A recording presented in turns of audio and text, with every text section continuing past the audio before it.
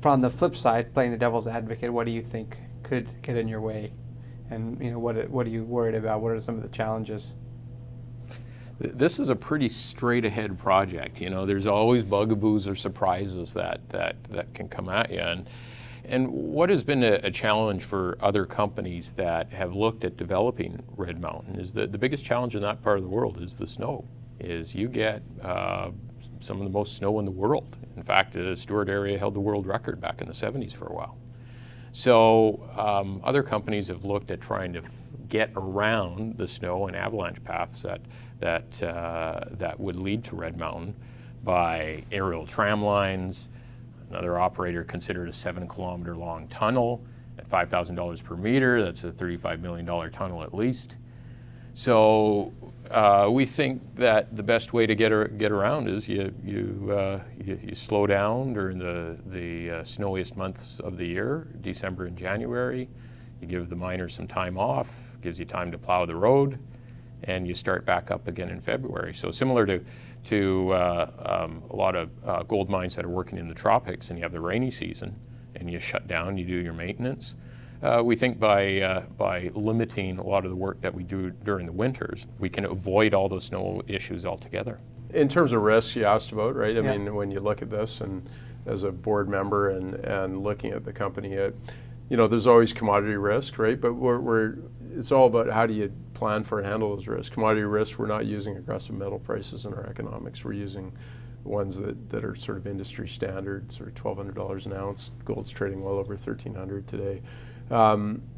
We'll use conservative estimates for silver, and so really our biggest risk is making sure we stick to our timeline, the execution strategy that we have. But we have the people in place to stick to those timelines, to make sure that we execute in the times that we present to the marketplace. And so, I think our biggest risk is really is making sure that our entire team is aligned in the direction that we're going, which I think we've done. And the second thing is just understanding that there are external risks in the world, but planning for them. And if you can do that, then you'll be okay. You don't control government permitting, so in our planning we'll use the maximum allowable time, and we think we can do it faster. So we set out 18 months, we think we can do it faster.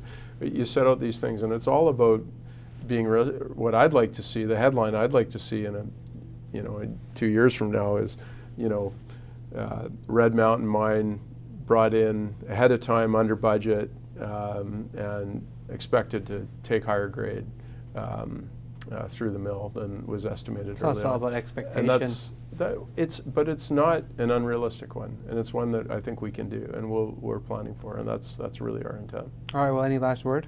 I'd like to add to that also that the community consultation and First Nations engagement, of course, for any project in BC, the whole social license aspect to any mining project is as important as the economics.